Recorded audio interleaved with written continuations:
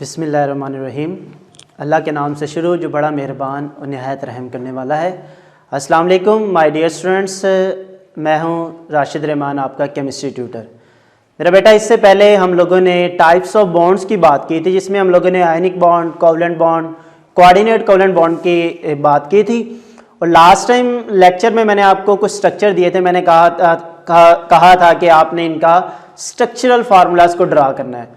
बेटा, आज का जो हमारा टॉपिक है वो है VSEPR theory, valence shell electron pair repulsion theory.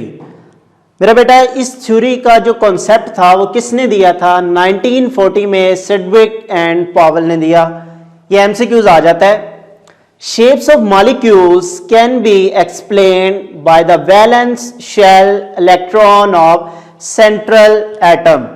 अब इस लाइन का क्या मतलब है, पहले इसको आपने समझना है। मैं कहता हूं आपको कि ये आपके पास एक मॉलिक्यूल है CH4। कहता है इस मॉलिक्यूल की जो शेप होगी वो डिपेंड करेगी जो सेंट्रल एटम है। मेरा बेटा, इसमें सेंट्रल एटम क्या होगा? कार्बन है। कैसे? अगर ये इसको सेंटर में रखें, बाकी जो एटम्स हैं वो इसको क्या करेंगे? सराउंड करेंगे। कहते हैं shapes of molecules can be explained by valence shell. अब वैलेंस शेल्स कौन से हैं हमारे पास? इस चीज को पहले हम लोग यहां पे देख लेते हैं। बेटा, वैलेंस शेल्स हमारे पास दो तरह के होते हैं। वो कौन कौन से हैं? जैसे मैं कहता हूं आपके पास ऑक्सीजन है। ऑक्सीजन के जो वैलेंस शेल में इलेक्ट्रॉन्स है मेरा बेटा, वो कितने होते हैं? 6 इलेक्ट्रॉन्स होते हैं। अगर ये बॉन्ड बना लेता है हाइड्रोजन के साथ, ये जो क्रॉस वाले मैंने इलेक्ट्रॉन लगाए हैं ये हाइड्रोजन के हैं, ये भी हाइड्रोजन का है। अगर ये बॉन्ड बना लेता है हाइड्रोजन के साथ, ये वाले इलेक्ट्रॉन जिन्होंने बॉन्ड बनाया है हाइड्रोजन के साथ, इन्हें हम कहते हैं ये बॉन्डेड इलेक्ट्रॉन्स हैं, ये बॉन्ड पेयर्स कहा जाता है। दूसरे मेरा बेटा, ये वाले जो दो इलेक्ट्रॉन नीचे और ये दो ये ऊपर वाले जिन्होंने बॉन्डिंग में पार्टिसिपेट नहीं किया, इन्हें हम क्या कहते हैं? लोन पेयर्स कहते हैं। अभी ये पता लगा हमें कि वैलेंस शेल में जो इलेक्ट्रॉन्स हैं वो दो तरह के होते हैं। एक को हम कहते हैं बॉन्डेड इलेक्ट्रॉन्स और दूसरे हमारे पास क्या है? Lone pairs. अब बेटा, इस चीज को भी समझ लें, ये वाला जो इलेक्ट्रॉन है ये किसका है? न्यूक्लियस का। ये वाला जो इलेक्ट्रॉन है ये किसका है? ऑक्सीजन का। इसको कौन अट्रैक्ट कर रहा है? इसका न्यूक्लियस भी अट्रैक्ट कर रहा है और हाइड्रोजन का न्यूक्लियस भी अट्रैक्ट कर रहा है। इसका मतलब ये हुआ एक इलेक्ट्रॉन इस टाइम दो न्यूक्लियस के अंदर है, एक हाइड्रोजन का न्यूक्लियस, दूसरा इसका अपना न्यूक्लियस। इसी तरह से अगर आप इसकी बात करते हैं, ये वाला इलेक्ट्रॉन भी दो न्यूक्लियस के अंदर है, एक हाइड्रोजन का और दूसरा इसका अपना, क्योंकि उन्होंने बॉन्ड बना लिया है। जब बॉन्ड बना लिया है इसका मतलब ये है कि ये इंगेज हो चुका है दो न्यूक्लियस के साथ। ये वाला जो आपके पास पेयर है और ये वाला जो पेयर है लोन पेयर, जो कि बॉन्डिंग में पार्टिसिपेट नहीं कर रहा, ये जस्ट एक न्यूक्लियस के अंदर है। वो कौन से न्यूक्लियस के अंदर है? वो जो ऑक्सीजन का न्यूक्लियस है, जस्ट उसी के अंदर है ये। अभी हमें ये पता चल गया कि वैलेंस शेल्स के जो इलेक्ट्रॉन्स हैं वो दो तरह के होते हैं। उसके बाद एक एमसीक्यू आता है बेटा, इसको डिवेलप किसने किया था? वेस्पर थ्योरी को। इसको डेवलप किया था नाइलॉम एंड गिल्स्पी ने। उन्होंने इसको मजीद मॉलिक्यूल्स के ऊपर ट्राई किया और चेक किया कि वाकई ही ये जो बात की थी सिडविक एंड पॉवेल ने, वो बात ठीक है या नहीं ठीक। इस बात को हम समझते हैं। बेटा, ये लॉन्ग क्वेश्चन आता है, बच्चे पूछते हैं कि सर ये शॉर्ट आएगा या लॉन्ग आएगा। पास्टुलेट्स ऑफ वेस्पर थ्योरी, बड़ा इंपॉर्टेंट लॉन्ग क्वेश्चन है। एज इट इज आपने ये पास्टुलेट्स लिखने हैं, लेकिन अब हम one by one in postulates को समझते हैं। लेकिन जो पहला पास्टुलेट है वो ये है, जो बेसिक एजम्पशन है इसकी वो ये है, bond pairs and lone pairs are arranged around central atom to keep the repulsion minimum. क्या मतलब हुआ इस बात का? बेटा, मैं कहता हूं आपके पास ये एक मॉलिक्यूल है AB2, बेटा मॉलिक्यूल हम सबको पता है क्या होता है, कॉम्बिनेशन ऑफ एटम्स, ठीक है। अब मैं कहता हूं ये वाले जो बॉन्ड्स हैं ये कौन से हैं, ये बॉन्ड पेयर्स हैं। अगर इसके पास लोन पेयर मौजूद होंगे तो अब आप ये देखें, लोन पेयर ये वाला और ये वाला लोन पेयर दोनों एक दूसरे से दूर दूर है। क्यों दूर दूर है? इलेक्ट्रॉन इलेक्ट्रॉन को रिपेल करता है। बेसिक एजम्पशन यही है, bond pairs and lone pairs. पहले लोन पेयर देखें एक दूसरे से दूर है, बॉन्ड पेयर एक इस साइड पर है तो दूसरा इस साइड पर है। आप ये भी तो कह सकते हैं सर ये ऐसे क्यों नहीं है। अगर ऐसे होगा तो ये वाला इलेक्ट्रॉन का जो पेयर होगा इस वाले पेयर को क्या करेगा, रिपेल करेगा, क्योंकि इलेक्ट्रॉन इलेक्ट्रॉन को क्या करता है, रिपेल करता है। अगर रिपेल करेगा तो ये क्या होंगे, ऐसे एक दूसरे से दूर चले जाएंगे। अगर दूर चले गए हैं तो यही तो इसकी बेस है, valence shell electron pair repulsion theory. यानी कि जो वैलेंस शेल में इलेक्ट्रॉन मौजूद होंगे वो क्या करेंगे, रिपल्शन करेंगे एक दूसरे के साथ। कितनी रिपल्शन करेंगे, इतनी रिपल्शन करते हैं कि एक दूसरे से इतने फासले पर हो जाएं कि उनके दरमियान जो रिपल्शन है वो मिनिमम हो जाए, ठीक है। तो ये पहला इसके बेसिक असम्पशन है, bond pairs and lone pairs are arrange around central atom to keep the repulsion minimum, के रिपल्शन को मिनिमम रखना है। मेरा बेटा आगे चलते हैं, पोस्टुलेट्स ऑफ वेस्पर थ्योरी। इसके मफरूजात क्या हैं, वो कौन से रूल्स है जिनके अकॉर्डिंग आपने शेप्स को बनाना है। बेटा शेप्स क्या होती हैं, पहले इस चीज को भी समझ लें, मैं बार बार बात कर रहा हूं, शेप शेप शेप। बेटा अगर एटम्स की 3 डायमेंशनल अरेंजमेंट्स को आप देखें इन स्पेस, उसे हम क्या कहते हैं, वो शेप्स होती हैं। जैसे अगर मैं आपको कहूं ये आपके पास क्या है, एक लीनियर शेप है। यहां पे आपके पास कितने एटम आपको नजर आ रहे हैं, 1 2 3। अगर आप इसका एंगल यहां से यहां तक ये वाला जो एंगल देखते हैं, ये कौन सा एंगल होगा बेटा, 180 का एंगल होगा। ये एक शेप है। इसी तरह से मैं कहता हूं ये दूसरी आपके पास एक शेप है, बेंट शेप है या वी शेप आप इसको कह सकते हैं। ये एटम्स आपको नजर आ रहे हैं, ये बेंट क्यों है, वो लीनियर क्यों है, इसको भी अभी हम देखेंगे, लेकिन इतना पता चल जाए कि शेप्स क्या है। इसी तरह से मैं कहता हूं ये एक आपके पास कौन सी शेप है, ट्राईएंगुलर प्लेनर। अगर आप ये ट्राईएंगल, जो मैथमेटिक्स के स्टूडेंट हैं आपको पता होगा, ये ट्राईएंगल बन गई। अगर आपको पता है ट्राईएंगल में मेरा बेटा एंगल कितना होता है, ये वाला एंगल 120, ये वाला एंगल कितना होता है 120, ये वाला एंगल कितना होता है 120। तो ये क्या है आपके पास, इन्हें हम शेप्स कहते हैं कि 3 डायमेंशनल अरेंजमेंट ऑफ एटम। ये किस चीज को फॉलो करती हैं, अभी ये अगर आप ये देखें, ये बॉन्ड पेयर है, ये भी बॉन्ड पेयर है, ये एक दूसरे से फासले पर हैं, दूर दूर हैं, और यहीं पे ये क्या है, स्टेबल है। इन्हीं चीजों को हमने डिस्कस करना है बेटा। पहला जो है आपके पास पोस्टुलेट वो क्या है, both the lone pairs and bond pairs determine the shapes of molecules.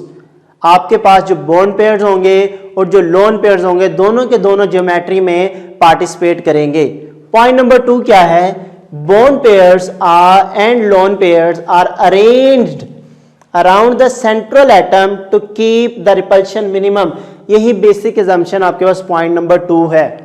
आपने इस तरह से उसको अरेंजमेंट करनी है कि वो दोनों एक दूसरे से क्या हो, दूर दूर हो, और उनके दरमियान रिपल्शन क्या हो, मिनिमम हो। Lone pairs occupies more space than bond pairs. अभी ये बात हमने यहां पर भी की थी कि जो लोन पेयर हैं वो ज्यादा स्पेस ऑक्युपाई करते हैं। इसकी क्या रीजन है बेटा, इसका आंसर हम यहां पे लिख देते हैं,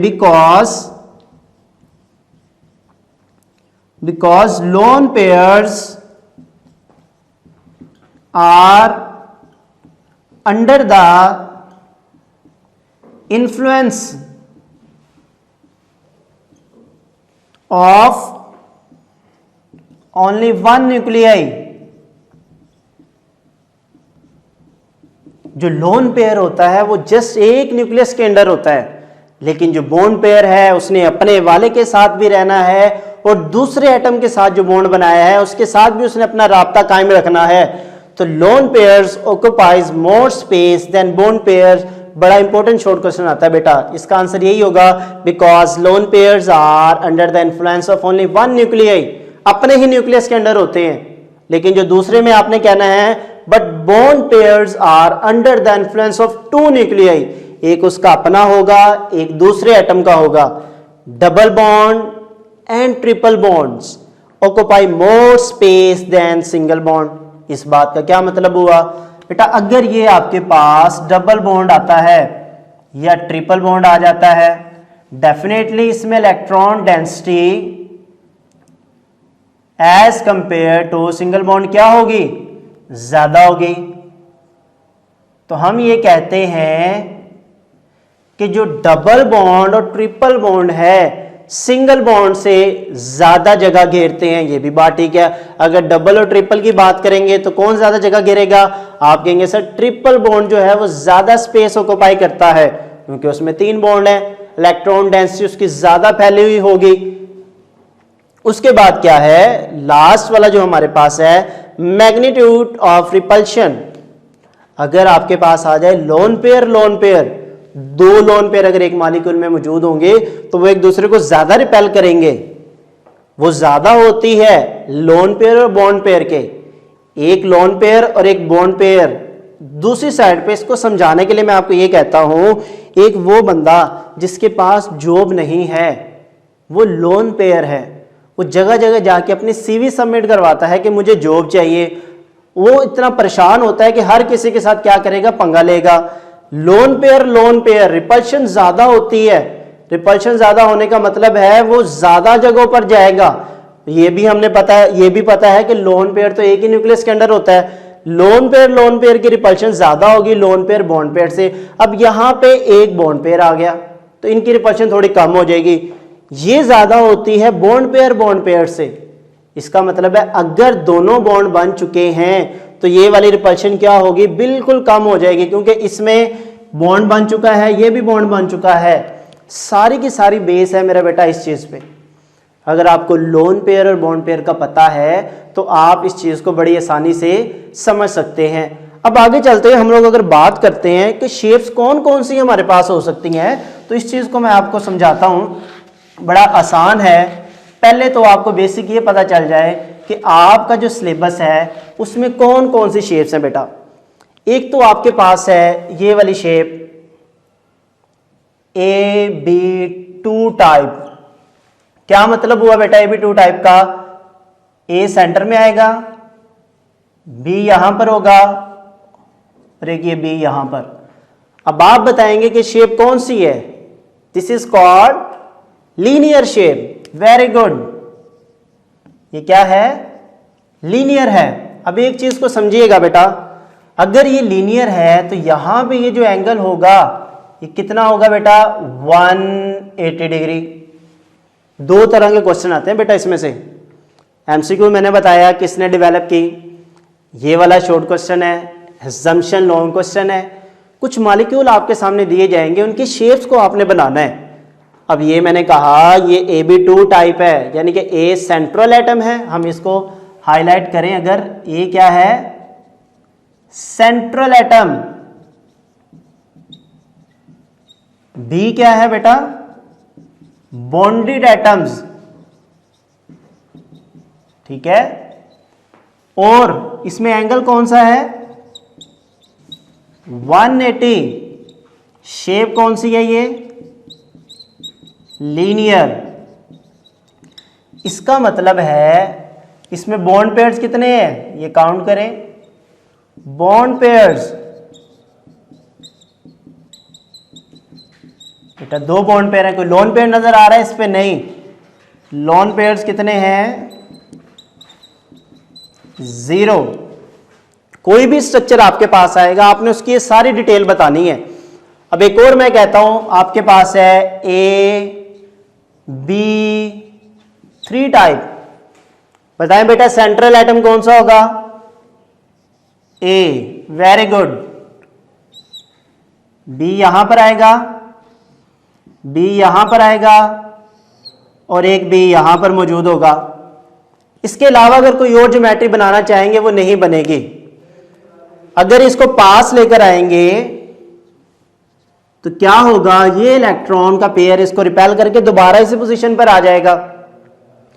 अगर आप इसकी बात करें, इसमें ये ए क्या है, सेंट्रल एटम है बेटा। ये वाले बी क्या है, बॉन्डेड एटम्स हैं। तो ये वाली डिटेल अगर हम लिखना चाहें वो लिखते हैं, पहले लिखते हैं सेंट्रल एटम, वो क्या है, ए, बॉन्डेड एटम बी। बताएं जरा ये शेप कौन सी होगी, शेप कौन सी होगी बेटा, ट्राई एंगुलर प्लेनर। एंगल कितना होगा बेटा, ट्राइंगल में कितना एंगल होता है, 120, तो 120 का एंगल होगा।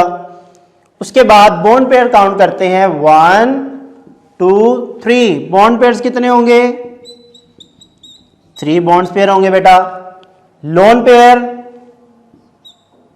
लोन पेयर है बेटा इसमें, नहीं, अभी इसमें लोन पेयर नहीं है, 0 लोन पेयर है। तो अभी 2 ज्योमेट्रीज का पता चल गया, एक लीनियर और एक कौन सी है, try angular planar. Third geometry जो कि आपके सिलेबस में शामिल है उसकी तरफ चलते हैं, वो आपके पास कौन सी है उसको हम देखते हैं बेटा। इसके बाद मैं कुछ मॉलिक्यूल्स आपके सामने लिखूंगा, उनको आपने क्या करना है, ज्योमेट्री बनानी है और बड़ी आसानी से आप उसको बना सकते हैं। देखिएगा बेटा, अभी हमने देखा AB2, AB3, AB4 को देखते हैं बेटा। अभी सेंट्रल एटम कौन सा होगा, A, बॉन्डेड एटम कौन से हैं, B, यहां पर B,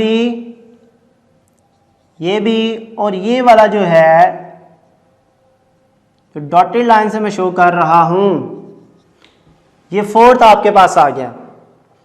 देखें जरा दोबारा से बेटा, याद करें, ये वाली शेप कौन सी होगी, लीनियर। ये वाली शेप कौन सी होगी, ट्राइएंगुलर प्लेनर। 3 शेप्स याद रखनी है आपने। और ये वाली कौन सी है, टेट्राहेड्रल। इसका नेम क्या है, टेट्राहेड्रल। बेटा ये वाला जो एंगल होता है यहां पे कितना होता है, 109.5। एमसीक्यूज आ सकता है। अब इसकी डिटेल लिखते हैं बेटा। पहले सेंट्रल एटम क्या है, ए, बॉन्डेड एटम क्या है, बी। आपके पास एंगल कितना है, 109.5। शेप कौन सी है मेरा बेटा, टेट्राहेड्रल। बॉन्ड पेयर्स कितने हैं, 1 2 3 4। बेटा लोन पेयर्स कितने हैं इसमें, इस टाइम में कोई लोन पेयर नहीं है। इतनी सी बात है, आपने स्ट्रक्चर बनाने हैं मॉलिक्यूल्स के बेटा, इसमें कोई बात मुश्किल है। 3 आपके सामने मैंने शेप्स अभी बताई हैं, एक लीनियर है, ट्राइएंगुलर प्लेनर है, और कौन सी है, टेट्राहेड्रल है। अगर एक मॉलिक्यूल अभी मैं आपको देता हूं कि वो कौन सा है, अब आपने इसको डिटेक्ट करना है मेरा बेटा, ये लीनियर है, ट्राइएंगुलर है या टेट्राहेड्रल है। तो चलते हैं अभी हम ग्रुप 3A की तरफ। ग्रुप 3A आपके पास होता है boron, aluminium, gallium, indium and thallium. अभी जस्ट हम बोरॉन वाले की बात करें, ये बनेगा BF3। बताएं बेटा कौन सी शेप होगी BF3 की, triangular planar. Very good. AlCl3, ये भी कौन सी होगी, ट्राइएंगुलर प्लेनर। GaCl3, ये भी क्या होगी, ट्राइएंगुलर प्लेनर। InCl3, ये भी क्या होगी, ट्राइएंगुलर प्लेनर। कोई एक बना लेते हैं हम। एल्यूमिनियम ट्राइक्लोराइड की सेंट्रल एटम क्या होगा? एल्यूमिनियम। यहां पे हमारे पास क्लोरीन, ये क्लोरीन और ये क्लोरीन। डिटेल आपको भी बता दी है कि इसमें एंगल कितना होगा? 120 का। बेटा बॉन्ड पेयर काउंट करें, 1 2 3 बॉन्ड पेयर है। सेंट्रल एटम एल्यूमिनियम, एक टाइप का पता चल गया। अगर हम चलते हैं ग्रुप 2A की तरफ, beryllium, magnesium, calcium, strontium, barium and radium, अगर इनके शेप्स को बनाए हम लोग, अगर एक मॉलिक्यूल आपके पास आ गया BeCl2, MgCl2, CaCl2, SrCl2, BaCl2, RaCl2, इतने ज्यादा मॉलिक्यूल्स, इतनी मुश्किल शेप्स। बेटा सबकी एक ही शेप होगी। देखिए सेंट्रल एटम सब में बेरिलियम पहले वाले में, दूसरे वाले में मैग्नीशियम, फिर कैल्शियम, स्ट्रोंशियम, बेरियम, रेडियम। यहां पे कौन सी शेप होगी बेटा? यहां पे आएगा Cl, यहां पे आएगा Cl। तो ये कौन सी शेप है? लीनियर। यहां पे एंगल कौन सा होगा? 180। शेप कौन सी होगी? लीनियर शेप होगी मेरा बेटा। इसका मतलब आप मैग्नीशियम डाइक्लोराइड की भी बना सकते हैं, MgCl, ये भी कौन सी शेप है? लीनियर शेप है। इसमें कोई बॉन्ड पेयर है? जी मेरा बेटा, ये कितने बॉन्ड पेयर है? यहां पर 2 बॉन्ड पेयर हैं। लोन पेयर है? नहीं, मैग्नीशियम के पास 2 इलेक्ट्रॉन्स होते हैं, दोनों के दोनों बिजी हैं। एक इस क्लोरीन के साथ बिजी है, दूसरा इस क्लोरीन के साथ बिजी है। इसका मतलब है इस केस में हमारे पास कोई भी लोन पेयर नहीं है। ये तो हो गए ग्रुप 2 वाले। ये कौन से हो गए हमारे पास? ग्रुप 3A वाले। इससे आगे अगर हम चलते हैं, ग्रुप 4A वालों की अगर हम बात करते हैं बेटा, वो कौन से होंगे? ग्रुप 4A बताएं बेटा, कौन सी फैमिली होती है group 4A? Carbon, silicon, germanium, tin, lead. Last lecture में आपको कोडवर्ड बताया था इसका बेटा। अगर इसकी हम बात करते हैं, होता है CH4, SiH4, GeH4, SnH4, PbH4। बेटा ये वही नहीं है AB4। AB4 कौन सी टाइप थी? टेट्राहेड्रल वाली बेटा। सेंट्रल एटम क्या होगा? कार्बन। यहां पे क्या आएगा? हाइड्रोजन। यहां पे क्या आएगा? हाइड्रोजन। डॉटेड लाइन क्यों लगा रहा हूं मैं, ये भी अभी आपको बता देता हूं बेटा। ये टेट्राहेड्रल शेप है। अगर आप ये देखें, ये मेरे पास ये मॉलिक्यूल की शेप्स अगर है मेरे पास, ये वाली, ये कौन सी शेप है? ये बनती है ट्राइएंगुलर प्लेनर, या ये हमारे पास मौजूद है। ये कौन सी है बेटा? ट्राइएंगुलर प्लेनर शेप है। अगर इसके ऊपर ये वाला एक लग जाता है मॉलिक्यूल, आप इसको ऐसे देखेंगे या फिर आप इसको ऐसे देखेंगे।